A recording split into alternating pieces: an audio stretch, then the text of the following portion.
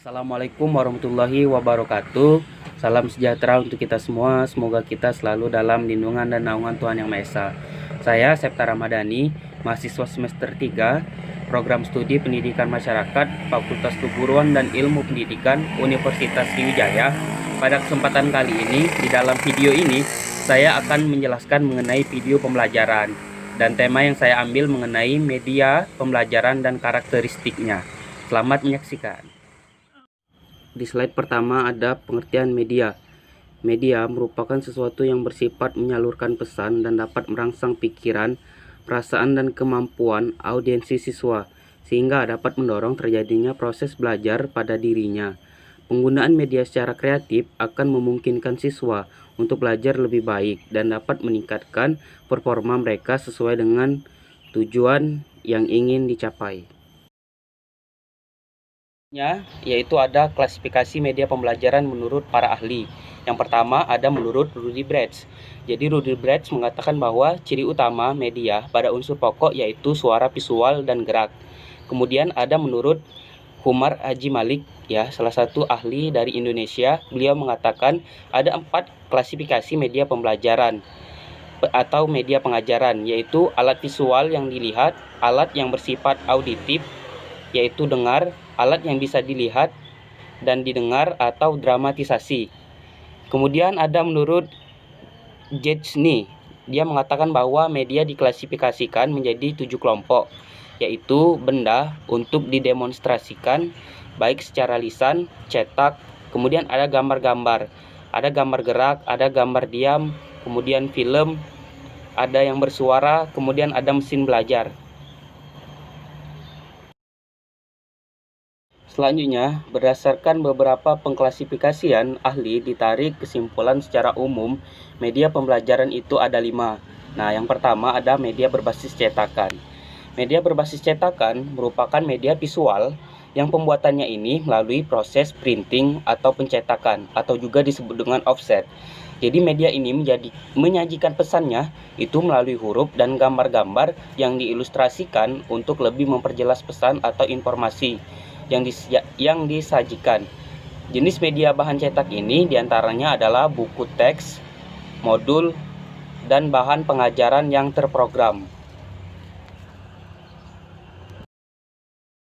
Oke, selanjutnya ada kelebihan media bahan cetak. Jadi kelebihan media bahan cetak yang pertama adalah menyajikan pesan atau informasi dalam jumlah yang banyak.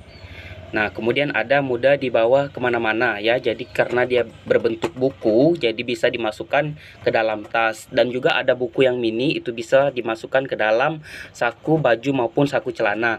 Kemudian kelebihan selanjutnya yaitu adalah dipelajari sesuai minat dan kebutuhan. Nah, di balik kelebihan juga ada kekurangan. Nah, kekurangan media bahan cetak yang pertama itu adalah pembuatannya yaitu lama. Kemudian ada halaman yang tebal yang bisa membuat anak bosan. Kemudian ada karakteristik media Pertama ada media berbasis ada teks dibaca secara linear, kemudian ada menampilkan komunikasi satu arah dan reseptif. Kemudian teks ditampilkan statis, kemudian informasi dapat diatur dan ditata ulang oleh pemakai. Oke, jenis media yang selanjutnya, yang kedua adalah media berbasis visual. Jadi media berbasis visual ini merupakan media yang hanya mengandalkan indera penglihatan. Media ini ada yang menampilkan gambar diam seperti film strip atau film rangkaian, slide, gambar atau lukisan, dan cetakan. Nah, ada pula media visual yang menampilkan gambar atau simbol yang bergerak seperti film bisu dan film kartun. Selanjutnya, kelebihan media berbasis visual. Nah, berikut ada beberapa kelebihan media berbasis visual. Yang pertama, lebih menarik karena ada gambar. Selanjutnya ada mudah mengingat dengan visual peta konsep. Selanjutnya ada visual dapat pula menumbuhkan minat siswa. Dan tentunya di balik kelebihan juga ada kekurangan. Nah, jadi kekurangan media visual yang pertama ada tidak melayani gaya belajar auditif dan kinestetik. Nah, dan selanjutnya membutuhkan waktu yang lama membuat gambar. Nah, selanjutnya ada karakteristik media berbasis visual. Pertama itu visual diamati berdasarkan ruang. Selanjutnya media menampilkan komunikasi satu arah dan reseptif. Ya, selanjutnya karakteristiknya itu juga ditampilkan secara statis, dan terakhir media visual juga berorientasi pada siswa. Selanjutnya ada media berbasis audiovisual. Jadi media audiovisual ini merupakan cara menghasilkan atau menyampaikan materi dengan menggunakan mesin-mesin mekanis dan elektronik, ya, yang tujuannya adalah untuk menyajikan pesan-pesan audio dan visual seperti penggunaan proyektor, tape recorder, proyektor visual yang lebar. Nah, kemudian ada karakteristiknya. Jadi karakteristik media berbasis audiovisual ini menyajikan visualisasi yang dinamis.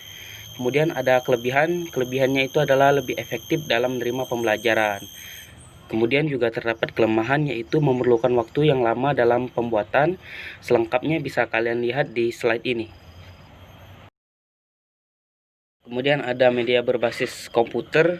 Nah, media berbasis komputer ini merupakan cara menghasilkan atau menyampaikan materi dengan menggunakan sumber-sumber yang berbasis mikroprosesor. Kemudian ada karakteristiknya. Karakteristik media berbasis komputer ini digunakan secara acak, non sekuensial.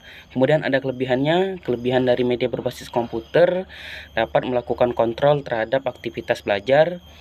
Selanjutnya ada kekurangannya adalah diperlukan kemampuan mengoperasikan komputer. Nah, untuk lebih jelasnya bisa kalian baca di slide yang ini. Nah, yang terakhir adalah media berbasis manusia. Nah, media berbasis manusia merupakan media tertua untuk mengirimkan dan mengkomunikasikan pesan atau informasi. Media ini bermanfaat khususnya bila tujuan kita adalah mengubah sikap atau ingin secara langsung terlibat dengan pemantauan pembelajaran siswa. Kemudian ada karakteristiknya, yaitu merumuskan masalah yang relevan. Selanjutnya ada kelebihan. Nah, kelebihannya adalah tidak mengeluarkan banyak biaya. Terus ada kekurangan, yaitu pengetahuan hanya terbatas pada kemampuan si penyampai pesan. Nah, bisa kalian lihat di slide ini ya, kelebihan, karakteristik, dan kekurangannya. Oke, baiklah, sekian video pembelajaran dari saya mengenai media pembelajaran dan karakteristiknya. Semoga bermanfaat untuk kita semua. Saya akhiri dengan ucapan terima kasih. Wassalamualaikum warahmatullahi wabarakatuh. Sampai jumpa di video pembelajaran yang selanjutnya. Oke.